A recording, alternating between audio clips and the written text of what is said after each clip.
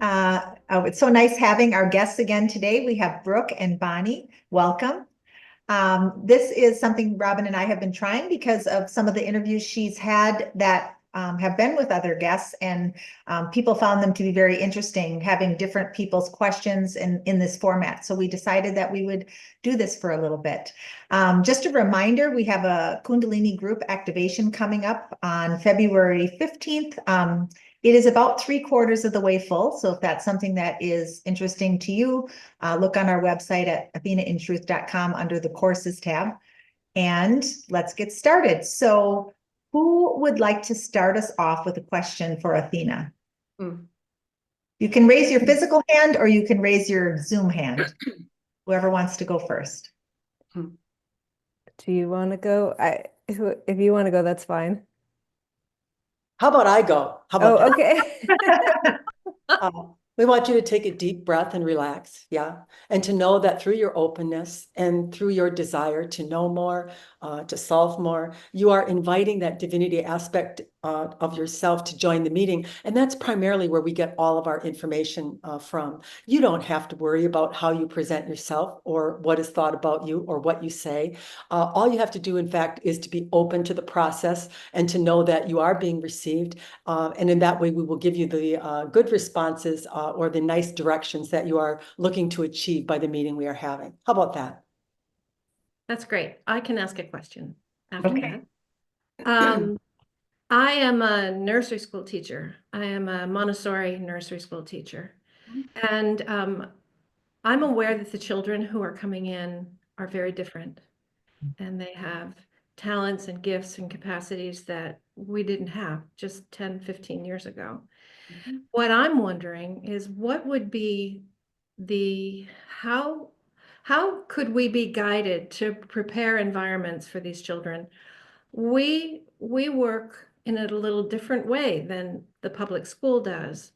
And I know that there are different kinds of children who are comfortable in one or the other or both. But as an overall sort of in terms of the spiritual nature and the continued connective support of these children, how would Athena see that, or what sort of advice could we get as teachers? It would be the same advice that we would give anyone that was interacting with an adult or any other person in their experience, is to notice when they lose connection. And by lose connection, when they move to a negativity or something that is maybe not desired in their behavior or in the way that they are conducting themselves. And in fact, when someone is disconnected, it is for you as a leader or as a teacher to realize that they have gone unconscious, that they are actually not reachable in the present state that they find themselves in.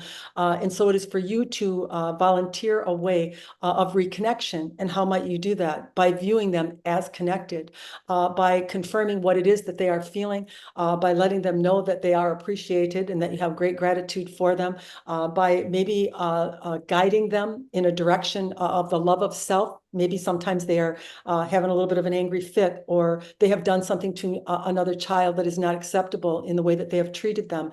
The more that we come at someone as they are in a disconnected state, the further they will go. What we want you to understand about consciousness is that consciousness, or the divinity aspect of you, the higher, greater, grander, communicative part of you, is in the divine presence or awakeness or awareness. And so when one moves to unconsciousness, such as the child that you are maybe talking about, or a human, even adult human, they slip out of the present moment and they move along the timeline that they themselves have lived. Could even be a past life or lineage type thing, but they actually leave the present moment because they got stimulated. So maybe someone said something, maybe they smelled something, maybe there was some type of an interaction that evoked them or provoked them, and then they leave the present moment and they go to that place where that negativity or that feeling actually originated. And so it is to understand that there are no bad humans. There's nobody that is meaningfully trying to do harm to anyone else in your world.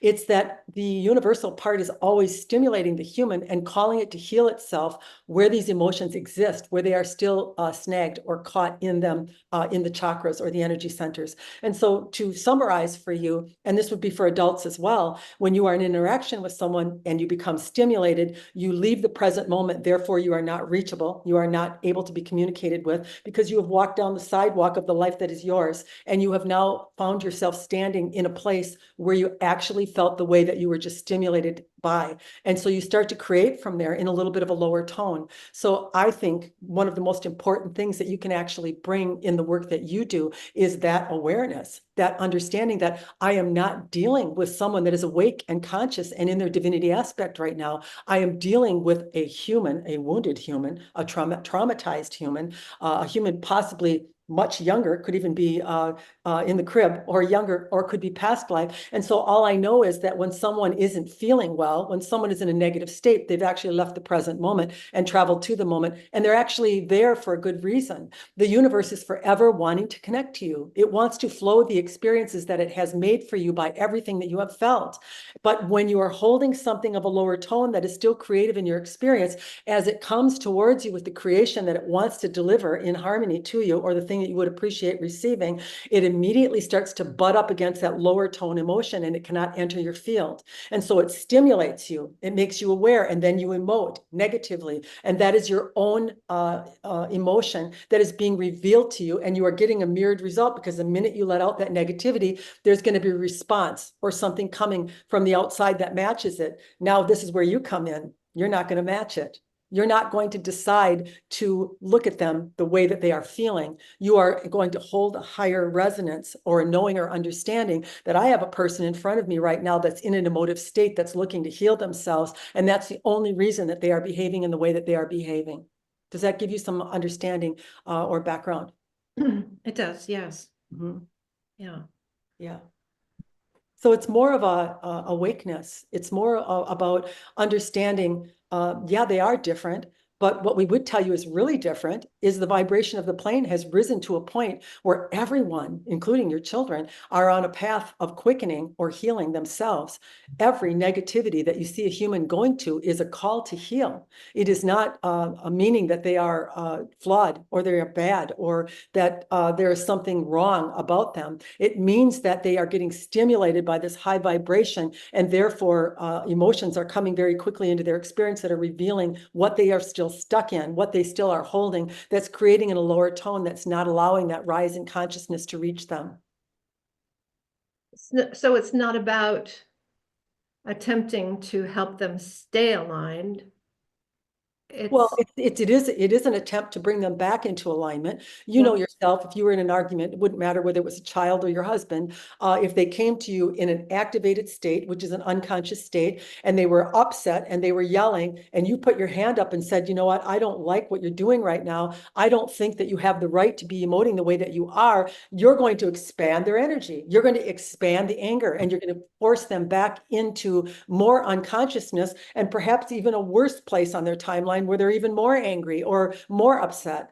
And so it is for you to recognize when someone is stimulated emotionally as one that is holding resonance. That's what we are asking you to do. Hold your own resonance instead of being stimulated yourself. And if you are stimulated, do the same thing. Go to your timeline and heal yourself. But if you can hold resonance and recognize they're having something coming up for them for healing, and I can actually assist them in that endeavor by soothing them. I can see you're really upset now, and I can understand how you might feel that way. I can see that you have lashed out and you have done something that perhaps maybe you're wishing you had not done. So I start to ease into consciousness and bring them back to the present moment.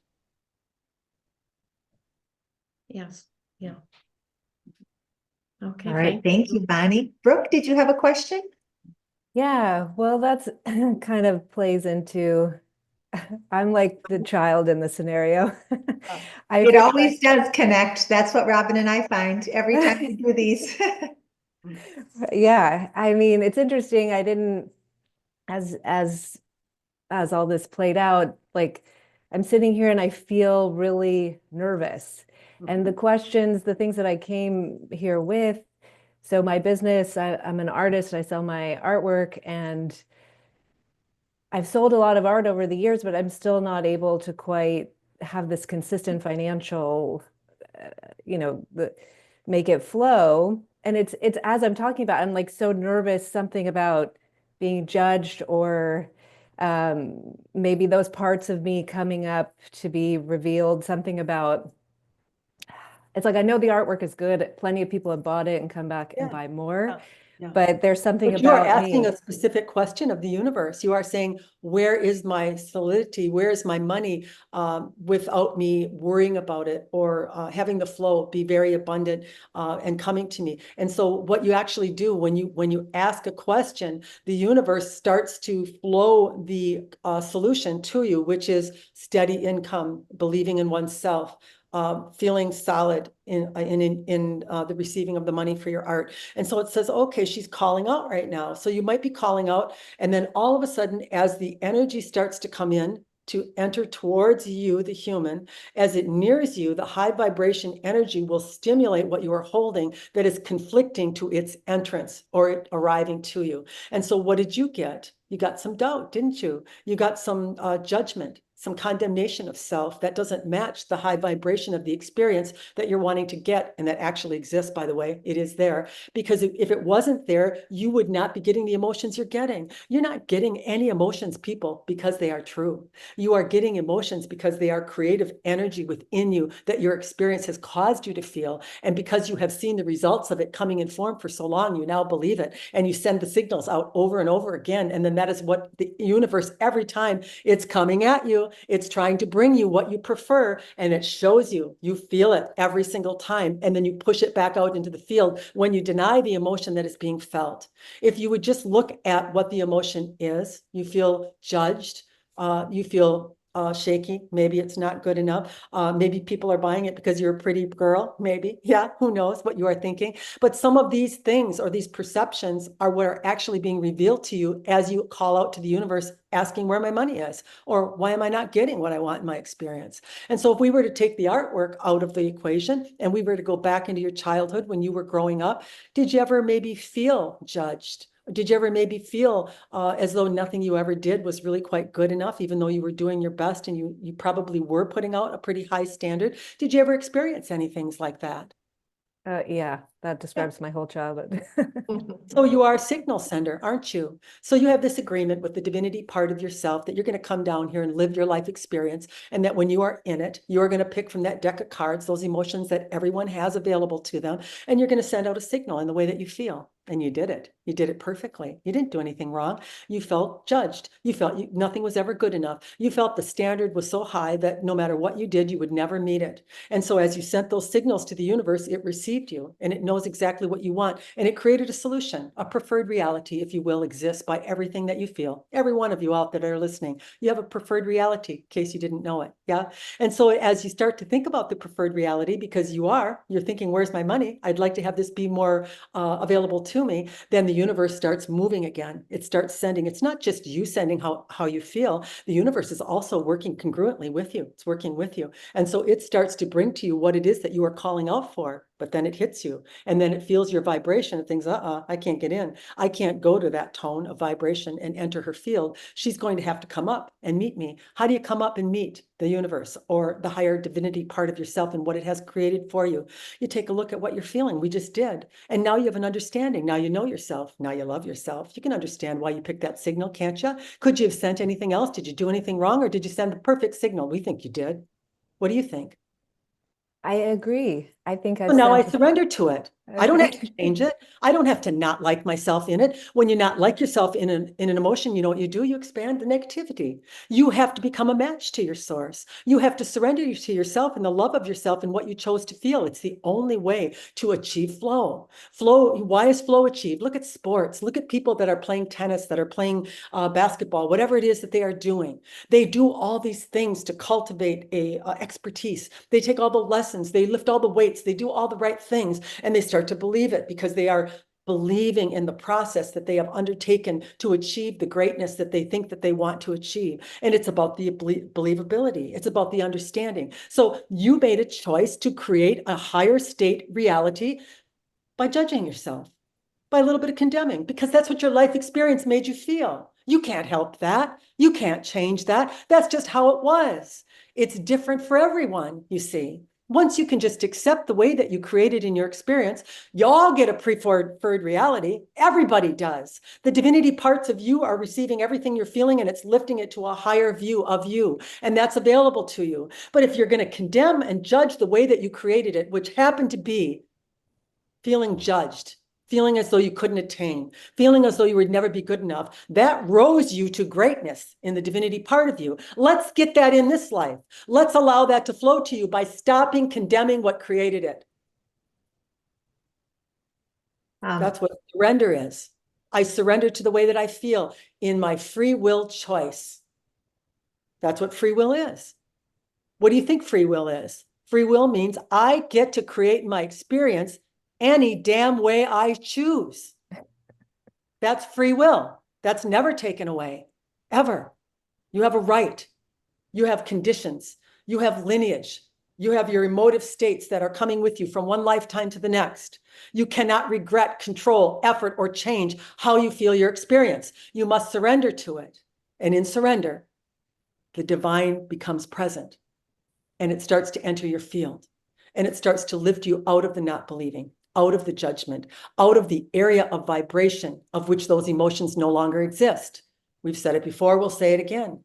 A rise in consciousness means new choices, new ways of picking and feeling. You're not going to have to change. You're not expected to effort in your experience. You're not expected to regret anything. You are expected to surrender to everything. And in that surrender, you will be lifted out of third density and become a match to the 5D creation that was made right alongside of it that you have not allowed yourself to receive. I have a question. That was wonderful. Thank you. And I feel so much calmer now. There have been, I've been listening to you for a while, and I do my best to surrender as things come up. And I notice there are periods of time where I will go into that surrender, and I notice naturally thoughts come to me that are higher vibration. All of a sudden, clients, like things start rolling, and it's like, wow, I could see it all happening. But then I pull back and I go back into that state, and it kind of like sucks me down in for a while, and then I have to build myself back up. So I'm curious, as that happens, what do you suggest to It's a do? natural process that you're going through. The evolution of one's consciousness is going to bobble. Yeah. In the beginning, there will be ups and downs. There will be like what we would call third density. And maybe there's the in-between stage, more of a fourth density, where there's a recognition of I create my experience. But then there's also the feeling of why am I doing this again? Why am I back here in the bellows of third density? But that's normal. And once you start to surrender, once you just start to gift yourself with the same kind of love and appreciation that you would offer to a good friend, you will gradually begin lifting out of that level of consciousness. You're not going to go there forever. Eventually, you will rise up to the level of your source, and the good feeling that you will create with, and the good things that are coming to you, where there are new choices, and where you are joyful, and when you are happy, all of those things will start to be more of a consistent or a stabilizing force in your life. But you are still containing a little bit of doubt, a little bit of negativity, and that's okay. But it is to allow the bobble. It is to allow that. Take a moment to yourself when you go down, surrender to it. I'm not ready to come out right now. This is the way that I'm feeling. Now I'm in consciousness. I'm not just reacting as a wounded human with no awareness of the way that I am behaving and thinking. I'm just consciously looking at myself in my experience. And in that conscious awakeness, I'm flowing divine presence. It is the one that changes you. It is the one that lifts and elevates your consciousness. You have to go through this process of allowing and surrendering until that is achieved. And then as Athena was saying that, an image was coming to my brain that I think might be helpful for you, Brooke. Have you ever seen the video where it's a man that is on just a kind of a fake stairway, and there's a big like bouncy trampoline to the side, and he'll run up a few steps and then he'll fall and bounce off the trampoline back onto the stairs, and then he'll run up a few more and bounce back on, and he's in this kind of dance almost of trying to get up the stairway to the top, which the analogy would be reaching the point where you don't have these things that hold you back. And you know, that happens back and forth, but each time he does it, he gets a little farther up. And then there's a tipping point where you are there and you can hold that vibration, not maybe every minute of every day, but you can hold it long enough where this starts to materialize in your life. And I think maybe that might help. I don't know, but that's what came to me. Or better yet, Heidi, and good analogy, but better yet, you can feel density and not be affected by it. Absolutely, yes. That you can actually get struck by the bullwhip, we call it, with an emotional state, but it does not have the same impact or the ability to pull you back down that ladder. Yeah. Yeah. Well, I do notice it does get easier. I mean, I used to be like so anxious, it was like debilitating, and I don't feel like that anymore. But there is a progress. And Heidi, I actually there's a video of like a bear that like a cub that it's down a mountain and its mom is able to. I have a same. I think about that kind of thing. But so one more thing, just to wrap this up, maybe. So something like, because of this cycle that I've been on, and I understand how, moving forward, but it's like I get to the place like I need money, I need money now. So what do you say in those kind of like when I understand that I've backed myself into a corner based on old beliefs and thinking. But it's like, and then what happens is now every customer that comes in, I'm like, oh, I'm thinking I need a sale, and I know that's not. Let us stop you for a moment. Generate one. Let us stop you just for a moment. Yeah. Okay. So you believe there's an outside cause for your anxiety then? Yeah, that's what No, I mean, I get that there's not, right? I get that there's not, but then clearly there is. There's no money and you become anxious. There is an outside cause then. Okay. Yeah. Okay.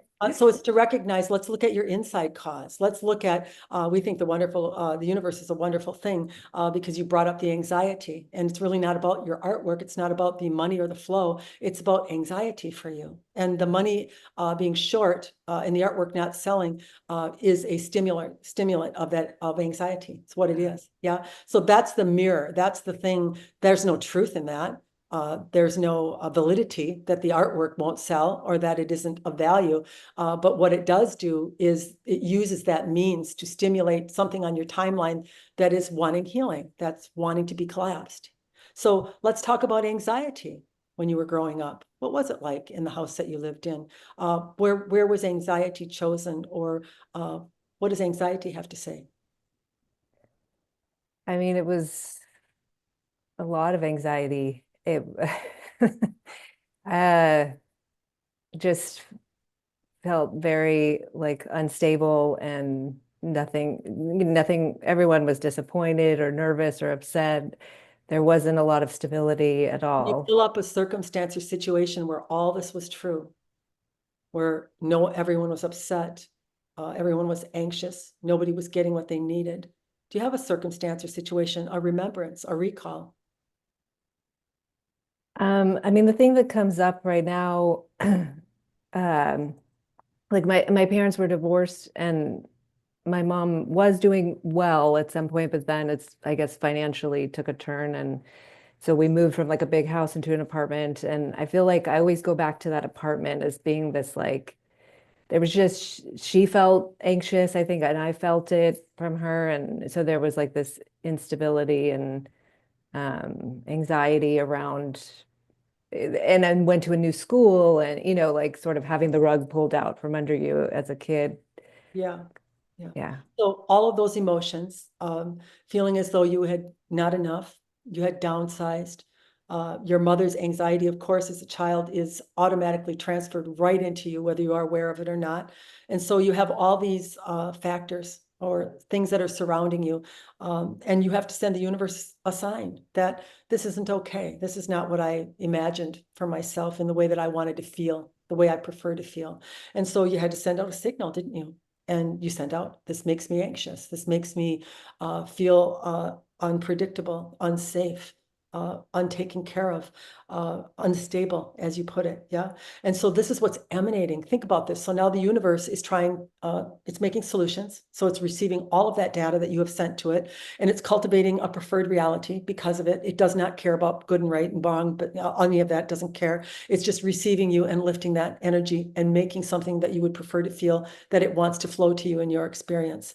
But this is what you are sending. And so as it comes towards you, of course, it senses or picks up the lower tone vibrations that you are holding that are not a match to what it has created for you. So then it goes back out in the field and it thinks, well, we have to stimulate her again. We have to send a mirrored reflection, something. That money thing seems to get her going. Let's do that. Let's cut the sales of the artwork for a while and let her suffer. Let her feel herself in what she's holding, in suffering that's not allowing me to flow what I want to her. And so as long as that means is working pretty good, it'll continue to use it. It'll continue to use your artwork as a way to stimulate you. But say you do overcome it. Say you think you start to feel a little bit better, a little bit more confident, and sales are okay, and maybe money came in from another source, something, we don't know, but something makes you feel kind of satisfied, but you still have not healed that anxiousness. Now, guess what it's going to do? It's going to move maybe to another energy center, a different area of your life. So now, instead of just having money problems, maybe I'm going to have anxiety in my relationship. Maybe I'm going to have anxiety in the kind of communication that I'm having. Maybe I'm going to have anxiety about feeling like people are controlling me, or I have to control people in my experience, and it makes me anxious. But the universe will then shift, and you move that to another area of your life to express a mirror to you to try to get your attention. Have you noticed anxiety popping out anywhere else in your life? Yeah. I mean, I've had it in other, in relationships. Yeah. Yeah. Yeah. Yeah. So now we'll use that means or that mechanism to evoke and make you think that it's about this person. There's an outside cause. This person makes me anxious by the way they're behaving or by the things that they're doing or by what the outcome was. And so now again, I'm missing the point, aren't I? I'm still not taking care of my own anxiety. I'm projecting out. I'm thinking that something outside of me is just causing me to be anxious instead of going and finally healing what's inside of me. I heal what's inside of me by recognizing it, by knowing that I could not have sent any other signal as I was growing up, and that I inadvertently hung on to that and believed in it so much that my form reality showed it to me over and over again, which only dug me deeper into that ditch. But now I'm just going to surrender to it. I'm just going to know that anxiety was used to create a better reality for me that actually exists, that wants to flow to me. And the only reason that it can't is because I am still believing in it or holding on to it. And so I can't get rid of anxiety by hating it. That won't do it. I can't regret it. I can't change it because creation has already happened. It's already expanded to something better. So none of those means work. What does work is the observation and the love of self in just creating, in just knowing that's a method or means that I use to create in. And so now as this consciousness, because that's what it is, this anxiety consciousness, this mini brain, if you will, now it's going to feel the love of the source coming towards it in acceptance, in surrender, in not condemning, in not judging, and it immediately will start to dissipate. It's kind of like we were telling the other lady about calling a child when they are stimulated back to themselves by making them recognize their divinity part. You need to do that to these wounded aspects of yourself. You have to call them in. You have to realize they are disconnected, they are unconscious. And you have to do that through a very kind, loving, compassionate invitation of acceptance and love. So when that anxious feeling comes up, just sit there and you just sit with it. Claim it. I am anxious. I'm anxious. I am. Do you know what the I am presence is? It means I am choosing an emotion right now that's creating in my experience. That's what I am doing. That's the divinity part. And when the divine part is called in, I am choosing that. That dissipates the energy.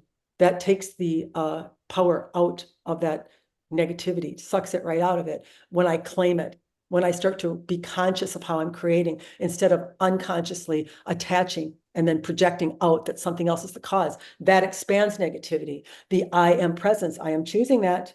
I am aware of that. I am awake to it. I'm not trying to change it. I'm not condemning it. I'm not judging it. I am just being awake to what I'm doing right now. That is what creates flow into that field. Okay. Yeah. Bonnie, did you have another question? Well, to build off of that, the question I have is about beliefs, and I'm wondering if, I mean, there has been sort of this tool that I would use when I would feel, when something would come up, Yeah. and it was difficult or Mhm. frightening. I would Yeah. ask myself, what would I have to believe in order for this to be true, or for me to have this in my life? Mhm.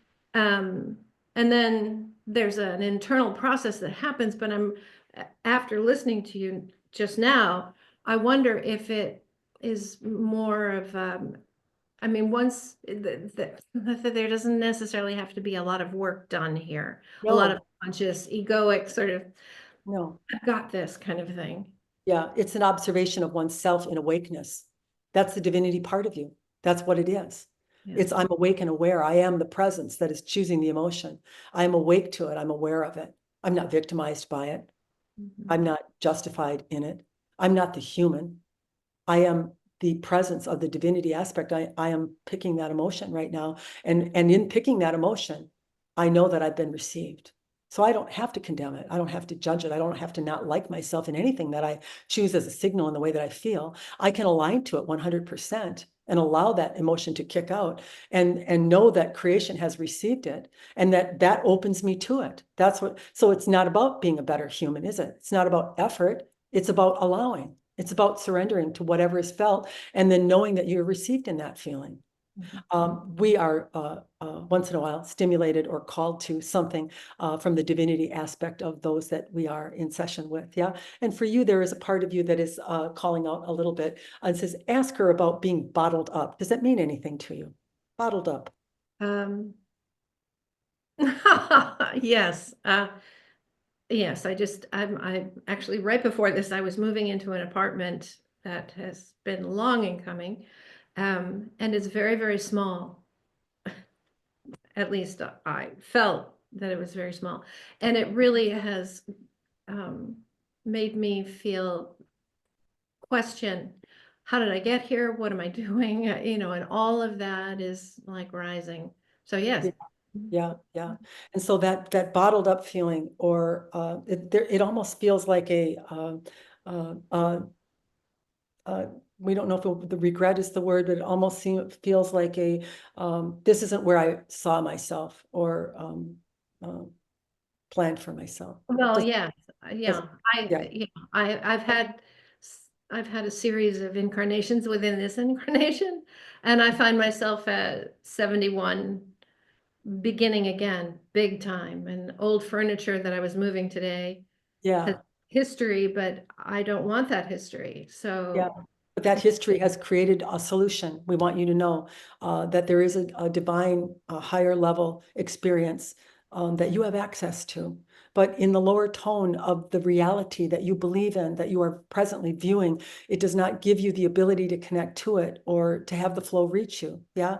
And so then it is to love yourself really in how difficult it is to start over and what you are struggling with, and that you are sending out signals every time that you are doing that and that you are being received. Part of the problem with the human unconsciously creating, and we don't mean that as any type of a slight or a wrong thing, because many are creating unconsciously and suffering, but by believing so much in the suffering and not so much in this divinity aspect of you that is available to you, the reality that you're always going to be getting is going to be reflective of what you're feeling. And so we really want to get to you that you're a little bottled up or holding, we would say holding a lot of emotion because you feel expressing it maybe would be the wrong thing or not the right method or means to get what you want. And actually, it's just the opposite. You have every right to be explosive in the situation that you are in. You have every right to feel every dissatisfaction that you do. You should contain none of it. You should bottle none of it.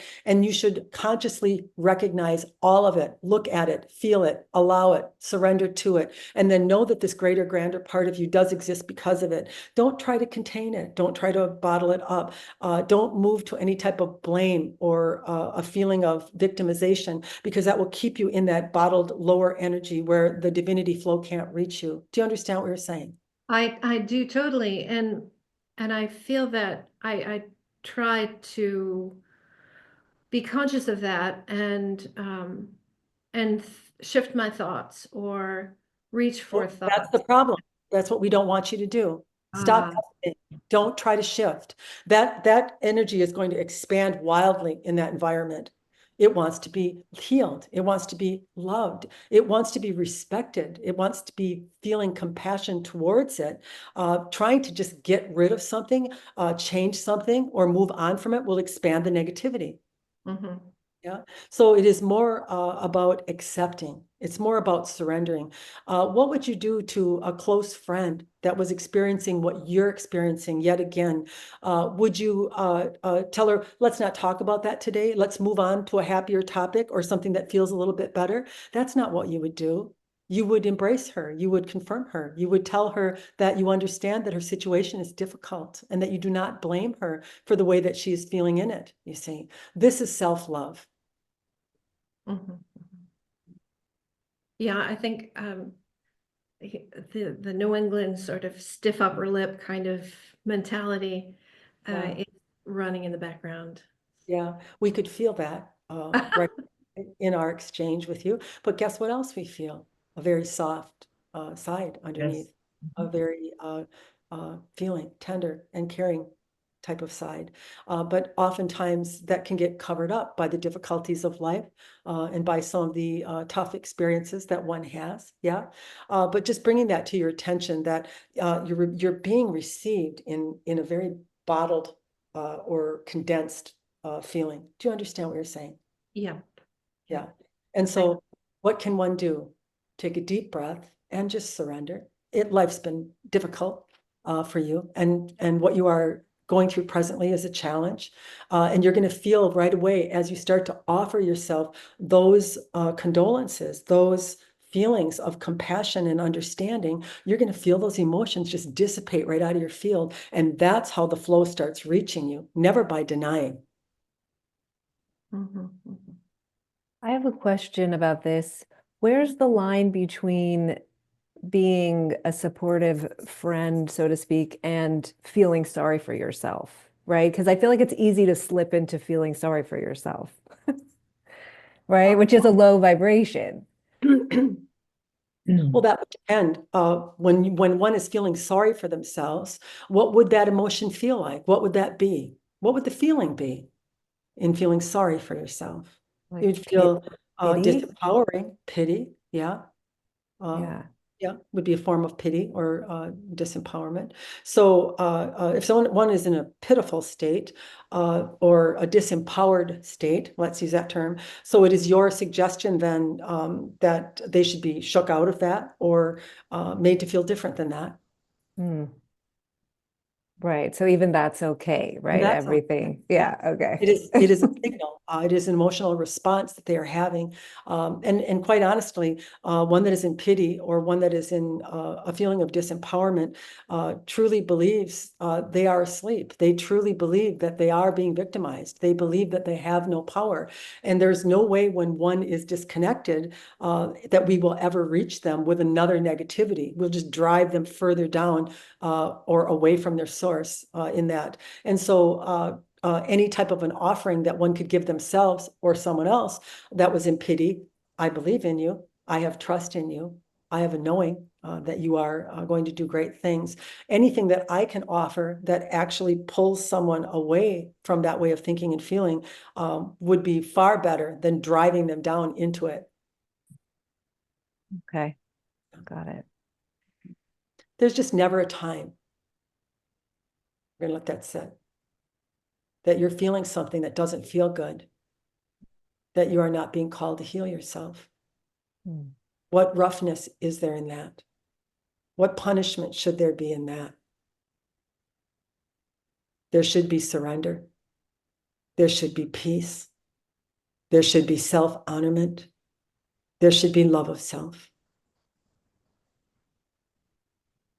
Well, I think that is a wonderful place to stop. So Yes. thank you so much for joining us today. We really have appreciated you coming on and being vulnerable and open. I'm sure this is going to help a lot of people. So thank you. It was a And real pleasure meeting both of you. And thank you so much for coming on and sharing your stories and helping us out on YouTube. Thank you. Thanks Thank for you. having us, or me. Thanks, thanks for having. I can't-